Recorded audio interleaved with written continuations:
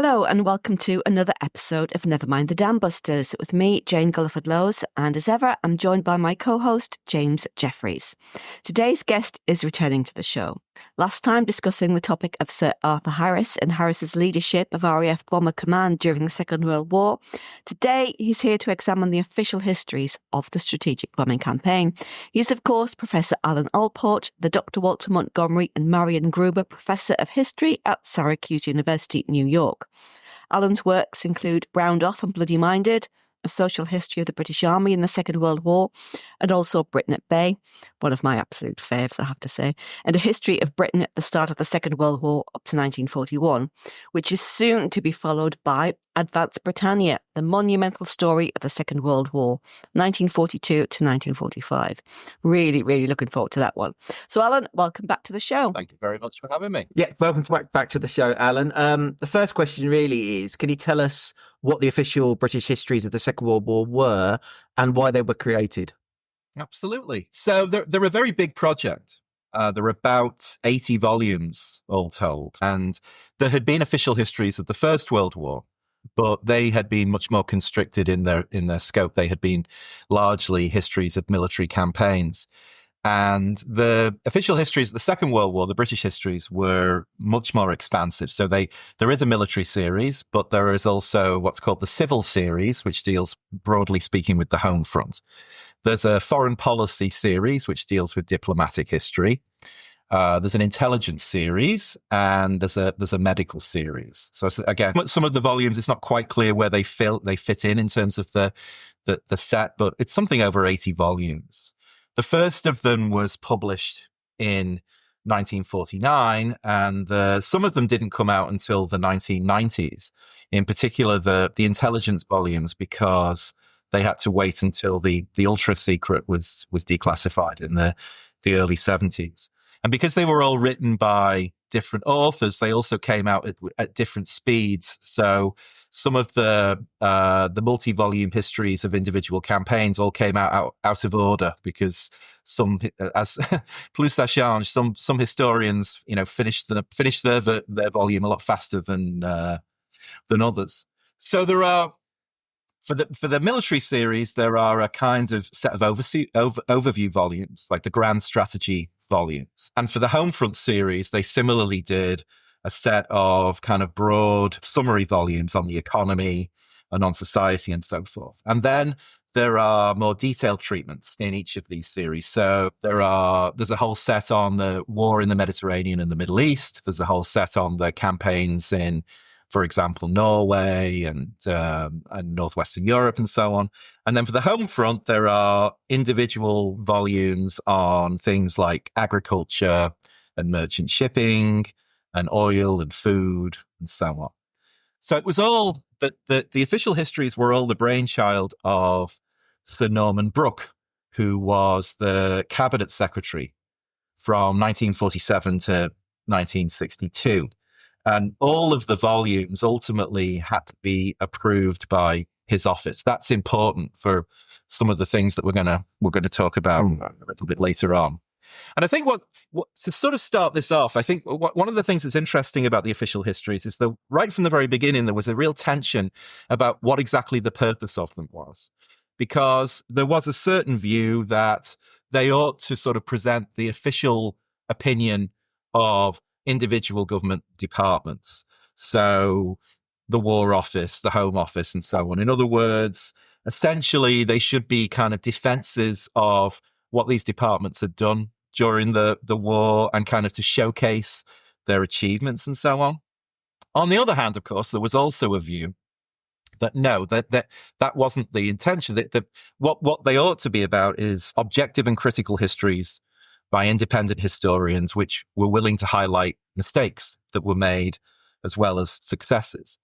And there were a lot of questions right from the very beginning about what could and couldn't be included in the official history. So, for instance, could you cite documents which were still classified? This was that most of them were published in the era of what was called the 50-year rule, which meant that any government documents that were less than 50 years old were not generally available. They were not available through the Public Record Office. But could you at least cite them?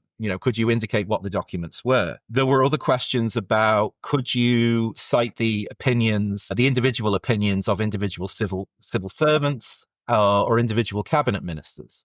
Because there's a long tradition in British politics of collective cabinet responsibility. The idea is that, when cabinet discussions are going on, you don't minute the individual opinions that are expressed by ministers, because the argument goes that will kind of, that will freeze the discussion. So all of these things had to be decided. Now, Sir Norman Brooke leaned towards the kind of critical independent view for all of these, which was going to be very important for what we'll be discussing for a moment. And I think part of that was the Cold War context as well for the publication of these histories. These were not just dry as dust kind of histories just for the sake of doing histories. They were very much written almost as how-to guides in lots of ways, because one thing that they had realized during the Second World War is that after the First World War, an awful lot of institutional knowledge had been lost. So in 1939, they had to figure out again from first principle, if you're going to set up a rationing system, how do you do it? If you're going to control, raw materials or something like that. And so the idea was to create these volumes very much so that if there was another national emergency, then they could sit down and kind of crack them open and figure out, what are going to be the kind of problems we're going to face? What are the options that we might have? And Brooke thought, if we're going to do that, it's very important that we be as frank and objective as possible about where we went wrong as well as where we went right. So all of this was going to sort of colour the discussions that were going to take place about the strategic bombing history. So can you tell us a little about the authors of the official history of the strategic bombing offensive, who they were and sort of what were their motivations? Well, right from the very beginning, I think that Brooke realised that amongst the most controversial volumes were going to be the histories of the strategic bombing campaign. Yeah. And so who exactly wrote them was really important. And there was a good deal of discussion about this, both with the Air Ministry and with other kind of interested parties as well. So it's interesting if you some of this is going to be borrowed from Noble Frankland's very good book, History at War, which is a very long and fascinating discussion about the whole process by which the histories were written. So Harry Weldon, who had been Harris's personal staff officer during the war, he became a philosophy don later. He was kind of proposed at one point, but they didn't go with him. Harry Hinsley, who had been at Bletchley Park, and eventually he would write the intelligence histories. He was briefly considered. Even an American, W.W. Rostow, he was a Cambridge Don, was at one point. Can you imagine an American writing history of the Good Lord, can't have that. Yeah. Hell horror. Outrage. Yeah. But eventually they settled on Sir Charles Webster. Now, I'll give you a little bit of detail about him in a second, but he had no background in military history whatsoever. And so it was suggested that in addition to Webster, he ought to have an assistant who was a young ex-Bomber Command navigator called Noble Frankland, who had already done some kind of historical work on the bombing campaign for his doctoral thesis. And eventually, Webster kind of pushed very hard for this. Frankland actually became co-author. Now, Frankland has a wonderful description of Sir Charles Webster in History at War, which I have to just quote for a second because it's just so good. So he says, Sir Charles Webster was a big man, large and bulky in body, ugly in face, short-sighted, imprecise in movement, and carelessly dressed. He was naturally clumsy. When, since he wished to have the experience, we went flying in a Bomber Command Washington aircraft, he stepped on and destroyed a gyro compass. On another occasion, when we were watching a test match against South Africa at Lord's, his foot dropped into our next-door neighbour's luncheon basket and smashed a bottle of gin. So far from apologising, he exclaimed that gin was a vulgar drink. And, that's marvellous. So that's like him a little already. bit of a flavour of what he was like. He was already pretty old. He was in his 80s when the history was commissioned and had retired from academic life. Webster was a Liverpudlian. He was a Scouser. I should be very clear about saying that. Perhaps it gives some taste of what his personality. He was a World War I veteran and was a distinguished historian of 19th century European diplomatic history, and was very much a kind of establishment figure. I mean, he had worked with the Foreign Office during the war, helped to draft what became the UN Charter. He'd been a professor at the London School of Economics. He'd been the president of the British Academy. So I think part of why he was chosen was he was a very solid, respectable figure. It would dampen an awful lot of the kind of complaints, likely, because somebody sort of, so much part of the British establishment was involved. As it turned out, alas, he died in 1961, shortly before the books were actually published. And so in the end, it was his co-author that was going to have to deal with all of the controversy. And as we'll see, there was a great deal. So Noble Frankland was very different in lots of ways. For one thing, I mean, he was almost 40 years younger than Webster. Frankland had joined the RAF in 1941. He had served as a navigator in a Lancaster squadron.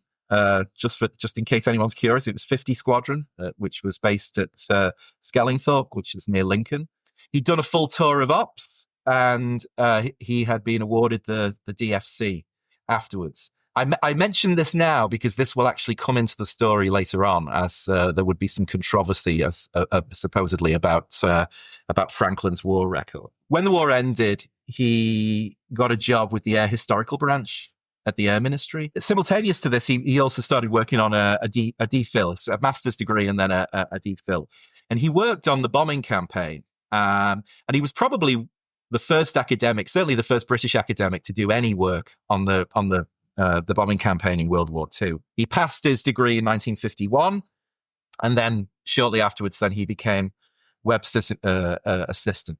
If you actually look at the strategic bombing history, about 3/4 of it, roughly, was probably written by Frankland. Webster certainly played, his role was not unimportant, but Webster was eventually really was very much a kind of secondary figure.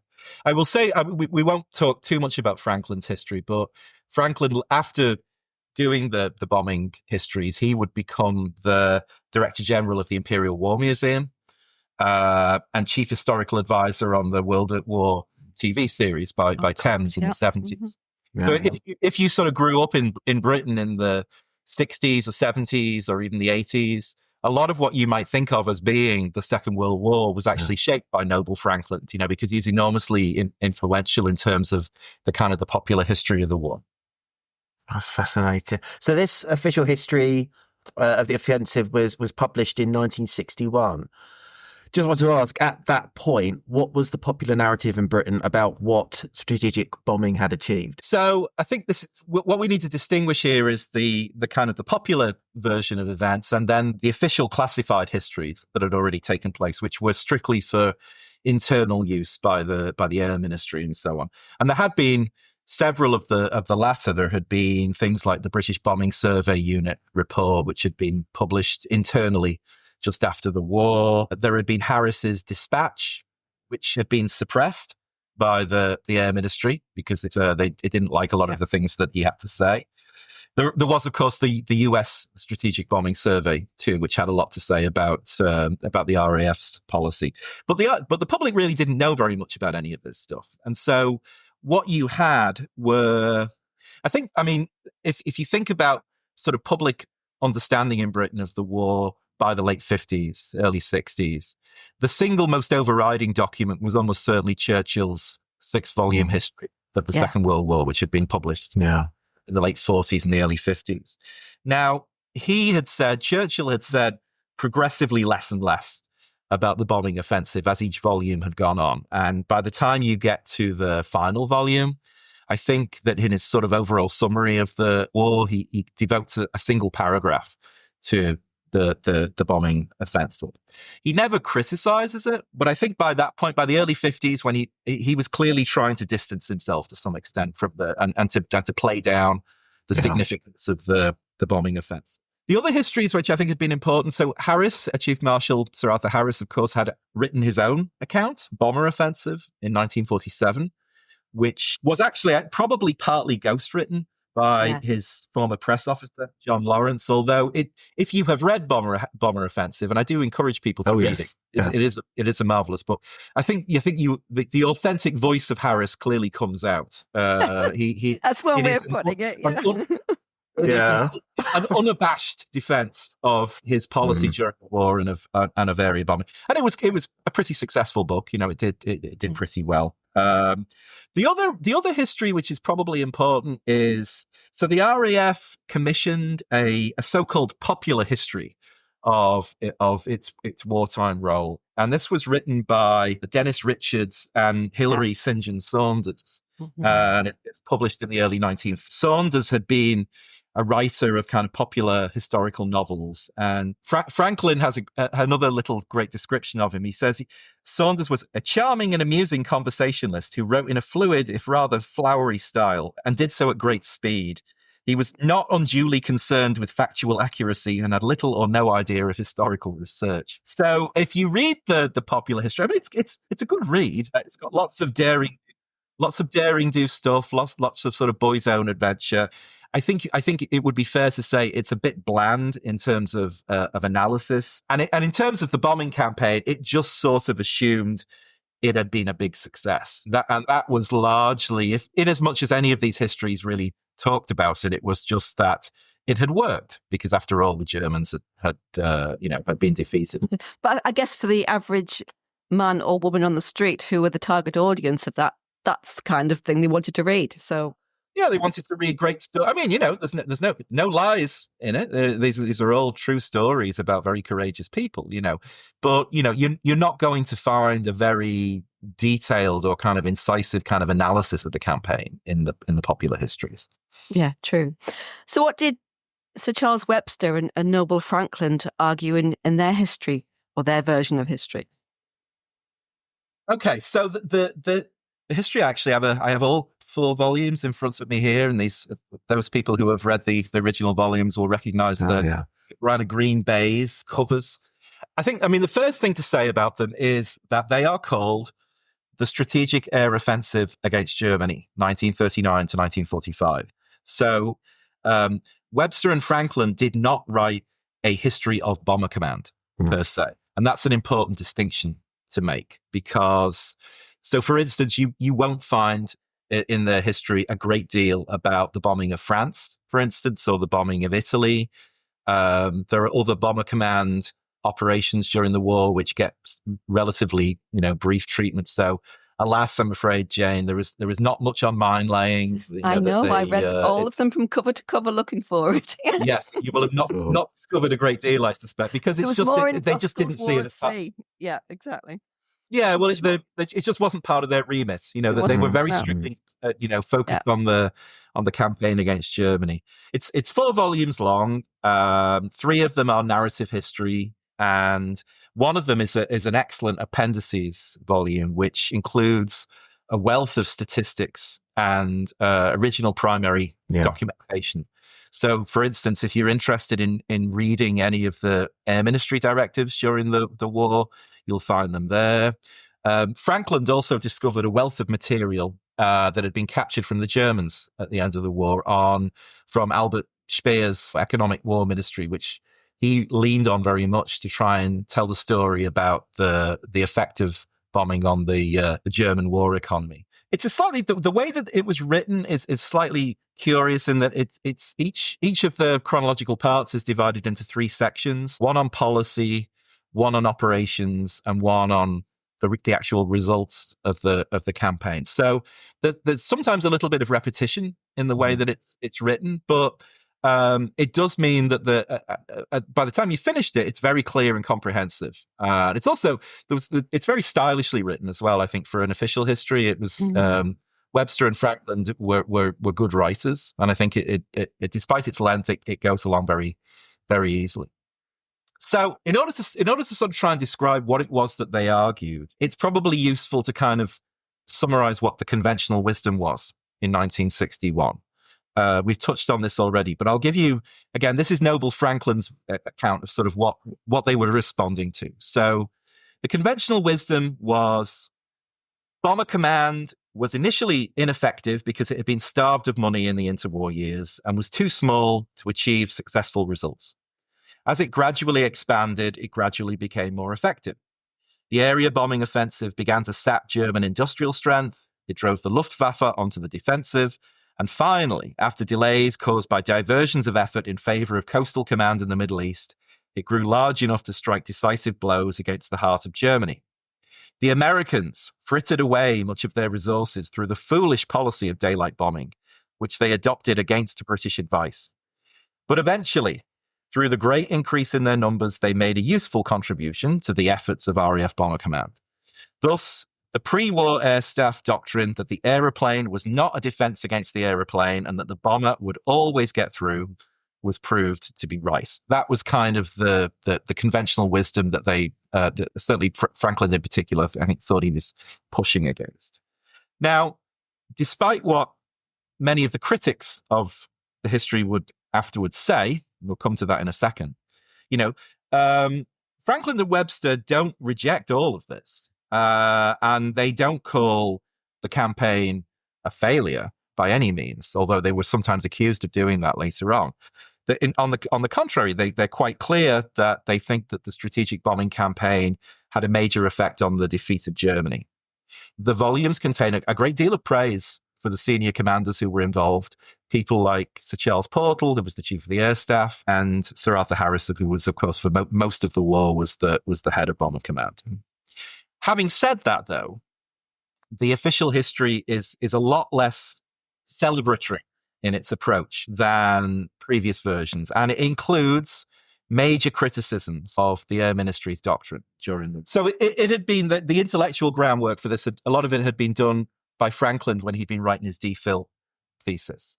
And what Frankland had done was to think about strategic bombing really through the analogy of naval warfare and classic different naval strategies. And he had compared the night area bombing offensive from about 1940 to 1944 or so throughout most of the war as a bit like the kind of guerre de course strategy, the sort of commerce raiding strategy of the 19th and the 18th century. He said Bomber Command's aircraft took on the guise of the Spanish, Dutch, and French commerce raiders of yesteryear. Having no means of combating the German fighter force, they had turned away from daylight attack and had sought the cover of darkness as a means of evading it. They had then proceeded directly to their strategic aim, which was the destruction of the German war economy. Clearly, by early 1944, this had not happened. So what Frankland's saying here is that the RAF policy was to try and avoid the main body of the enemy, which was, of course, the German Air Force, the Luftwaffe, and chip away at the German economy in the same way that commerce raiders were supposed to raid merchant ships and chip away at the enemy's communication links. And it had not worked. By the beginning of 1944, by the end of the Battle of Berlin in the winter of 44-45, Germany's economy had not ceased to function. And Frankland also says that in many ways the Americans up to early 1944 had been doing kind of the same thing too. Their tactics were a bit different, obviously, because they were flying by day. They were relying on well-armed bombers flying in combat box formations, but they were still basically trying to avoid the enemy rather than really take them on. And as the history says, by early 1944, this had clearly not worked either. The Americans, as we know, had catastrophic results in the things like the Schweinfurt Regensburg raid and so on. What Webster and Frankland argue is that the real turning point, both for the day campaign and the night campaign, is the decision by the Americans in early 1944 to adopt counterforce strategy instead. In other words, this is under Karl Spaatz, who had taken over the 8th Air Force by this point, in order to try and engage the Luftwaffe head on. And it was able to do this because, of course, the Americans now had access to large numbers of very effective long-range fighters escorts, like P-51. When they had done this, when they had flown over Germany and actually sought to engage the Luftwaffe, head on. Frankland said, well, this is a little bit more like Nelsonian tactics. This is a bit more like the kind of thing that A.T. Mahan had always argued about naval warfare. If you want to win naval supremacy, you can't keep avoiding the enemy. At some point, you've actually got to take them on and fight them head to head. Battle of the Americans have done this. Yeah. The Battle of the Nile stuff, Battle of Trafalgar, or a direct, battle of annihilation with the main body of the enemy. The Americans were largely successful with this in the opening months of 1944. Once they had done that, once they had achieved that, you had air supremacy, not just during the day, but also this had knock-on effects at night as well. And so for the very first time, British and American bombers could fly far more effectively over Germany because they didn't have to deal with the same kind of resistance that they had.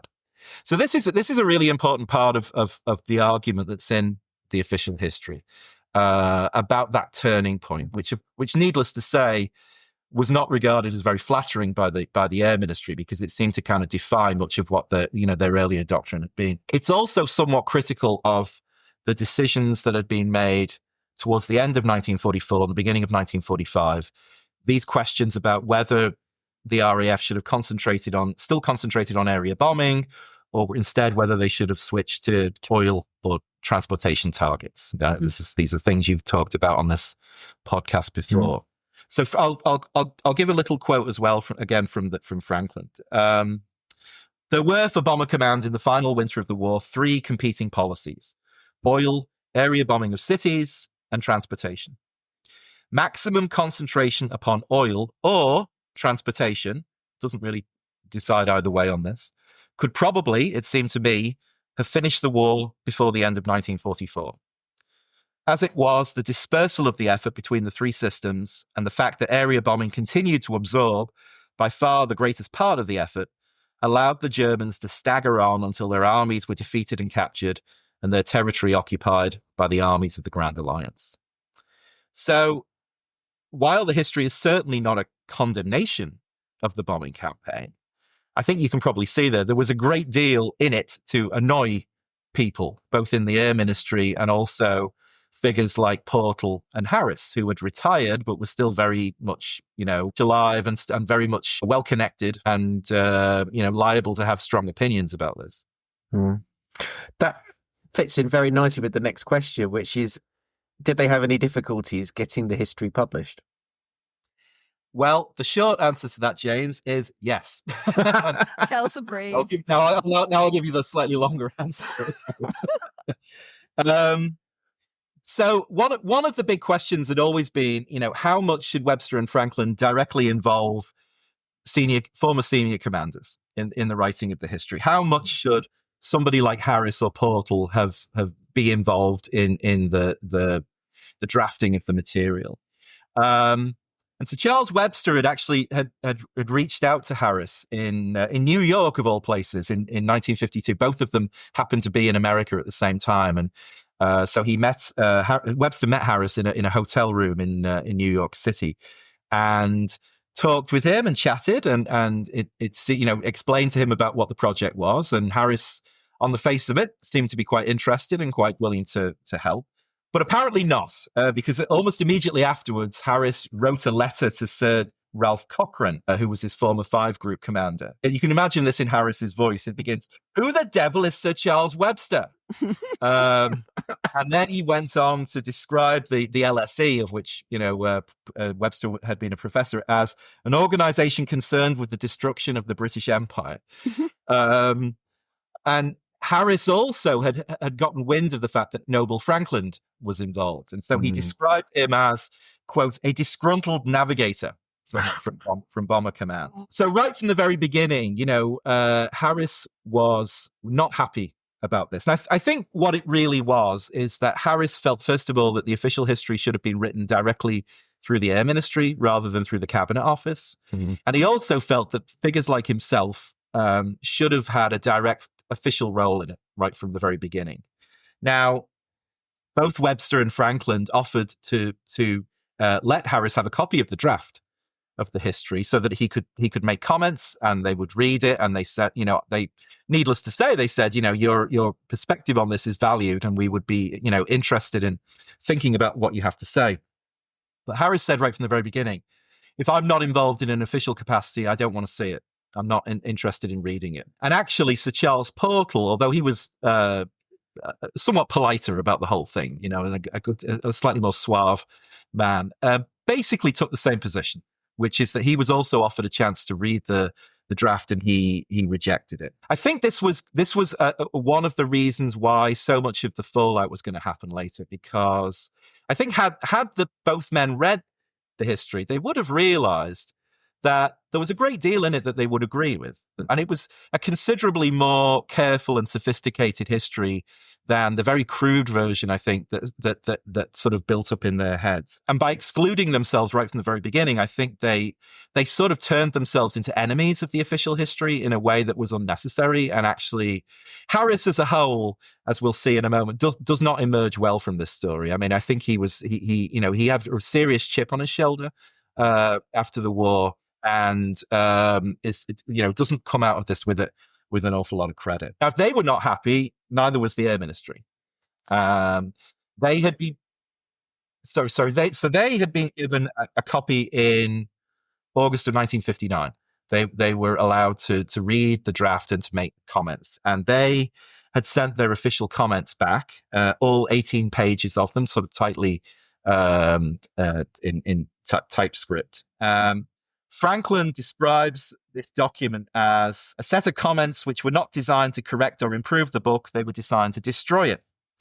They would have removed almost every criticism of anything connected with Bomber Command and the Air Staff, and also, incidentally, any word of praise concerning the US 8th Air Force.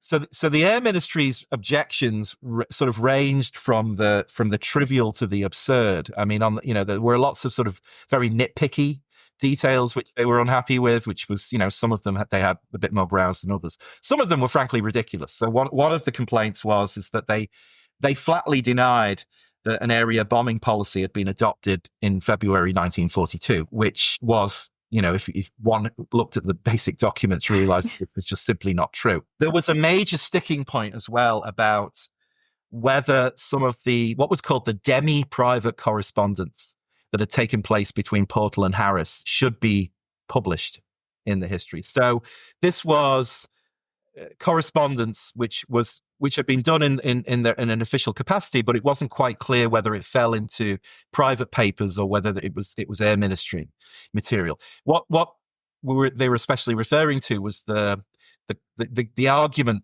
that Portal and Harris had at the end of 1944 about whether Bomber Command should focus on oil targets or continue on area bombing. You may be familiar. This is sort of one of the major controversies at the end of the campaign. When Harris got word that this demi-official correspondence might be included in full in the appendices, he threatened to sue, arguing that this was a breach of privacy, breach of copyright. So eventually, Webster and Frankland agreed that they wouldn't put them in the appendices, but they do heavily paraphrase them in the text. They were able to get that sort of compromise. They also compromised on a couple of other things.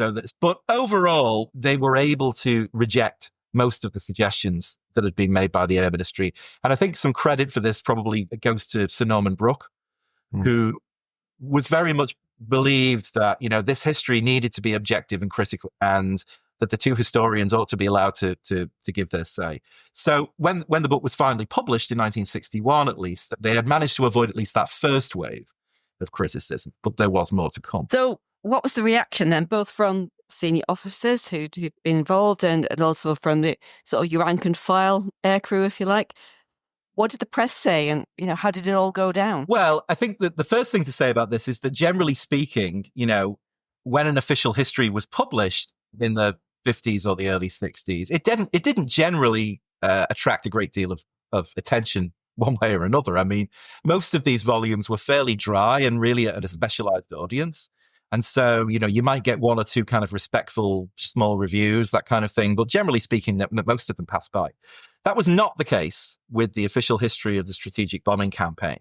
So the week that it was published, there was a front page story in the Sunday Telegraph. The headline was, "Row breaks over last war bombing. Sir Arthur Harris retorts to charges of costly failure." And bias denied by historians.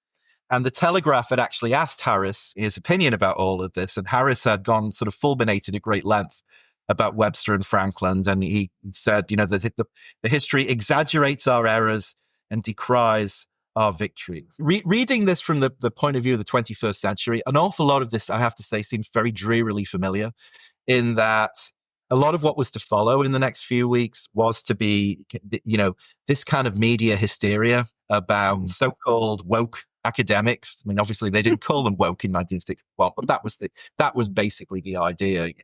Woke academics who were smearing our boys, the deeds of our heroes. It was pretty obvious that very few, if any, of the journalists who were writing about this had actually read the official histories. And really, they hadn't really had the time. I mean, they'd only been out a few weeks. And it was especially bad from the Beaverbrook press. So at this point, that's the Daily Express and also the London Evening Standard. And Frankland has a hunch that was because that they had criticized Beaverbrook for his role as the Minister of Aircraft Production in 1940. And so Beaverbrook had a personal grudge about all of this. So the Express ran a story, bomber chiefs hit at Slur, official war history starts, big row. And they basically went around trying to find as many quotes as they possibly could from former Bomber Command senior officers, willing to kind of stick the knife in with Webster and Frankland. So Air Marshal Sir John Dalbiac was said to have said that the book was a slur on the work of Bomber Command and the men who didn't come back. Don Bennett, who had been the head of the Pathfinder Force, did an article. I say that with kind of scare quotes, which I'll explain in a second. He did an article for the Evening Standard saying, "I am angry, and a lot of others will be too." The reason that I'm saying that in scare quotes is because Frankland actually confronted Don Bennett about this later on and said, what's the deal? Why did you write this such a hostile article? And Bennett said not only had he not written the article, he'd not even read it. So some flack from the Beaverbrook press apparently had just written this up and stuck Don Bennett's name. That's terrible. And it got worse. So there was harassment of Frankland and his family. As I say, Charles Webster was dead by this point. So Frankland was a relatively young man, was having to deal with all of this personally. So Daily Express journalists started ringing his house. He started calling his wife all the time while he was out. And something peculiar happened. Beaverbrook journalists kept hanging around the family home. And every time that Frankland appeared, they would ask him about his war record. And in particular, they started asking him questions about whether he'd been grounded during the war. And Franklin responded that, yes, he'd been grounded on 2 occasions. He'd been grounded once for 8 weeks because he had pneumonia. And then he had been grounded, of course, when his tour of operations ended and he'd gone to be a trainer. But this is obviously not what they were sniffing at. And it seems as though they had been given copies, or at least a couple of the pages of his personnel records, his medical records.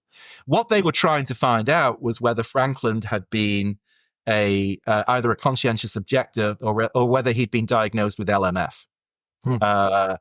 And it's possible that Harris was one of the sources for this information, because Harris at some point seems to have gotten it into his head that Frankland had never completed a tour of ops and wanted to find out why. Franklin was absolutely furious about this. I mean, not the least of which he'd gotten the DFC on Harris's recommendation. Although obviously Harris had long forgotten about this. This is just another navigator.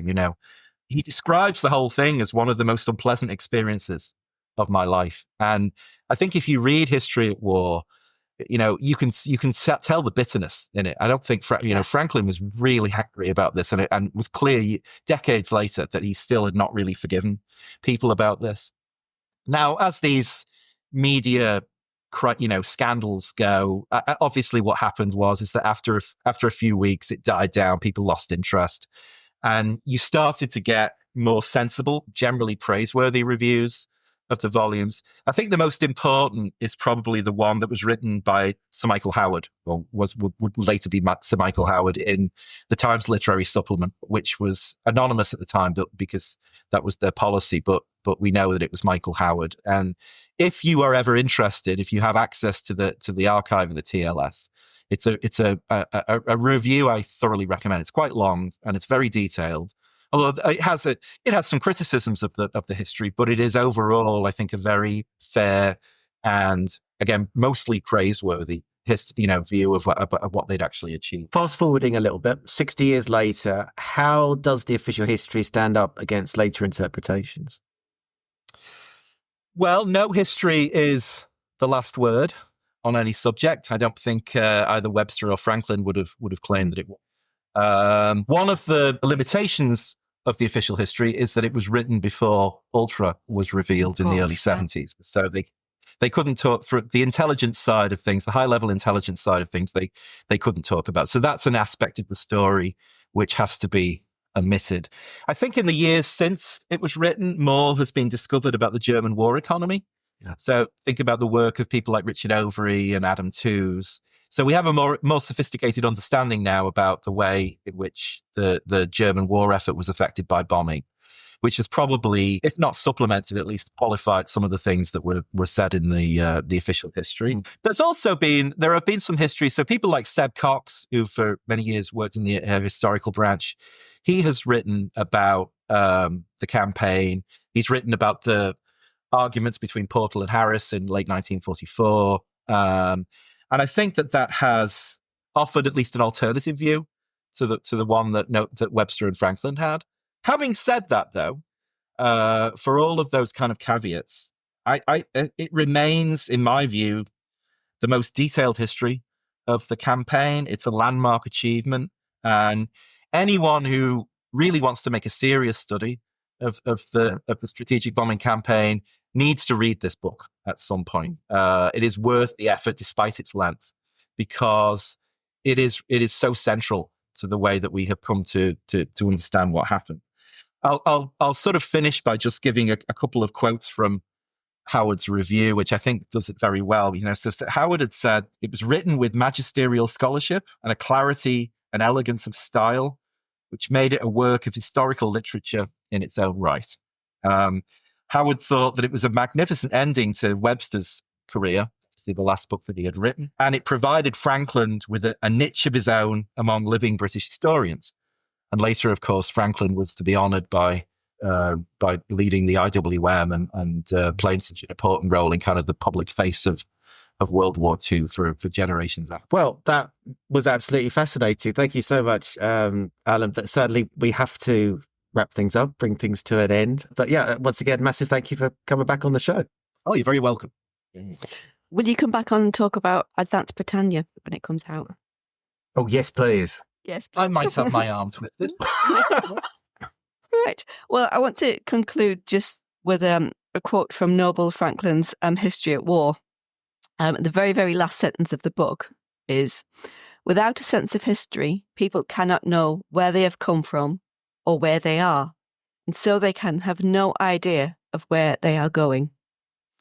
Very pertinent in today's times, I think. So I'd also like to apologise to any listeners for any dog barking that you can hear in the background. I've got a very lively Springer Spaniel prancing around here, so barking at very inopportune moments. So I do apologise for that if I'm unable to filter it out. So for our listeners, if you don't already do so, do give us a follow on our social media. The links are in the show notes. There are also links to our Facebook group where there are regular discussions with like-minded people. Please also don't forget to leave us a review or rating wherever you get your podcasts. It really does make a difference. If you've enjoyed this episode and you'd like to help us to produce more great content and you don't do so already, do consider becoming a paid subscriber and hit the subscribe button in the show notes. You can subscribe from just £2.60 a month, $3, and it's your support that keeps this pod going and pays for all the software and broadcasting platforms. So as ever, a massive thank you to our current monthly subscribers. Until next time, thank you all for listening. Goodbye.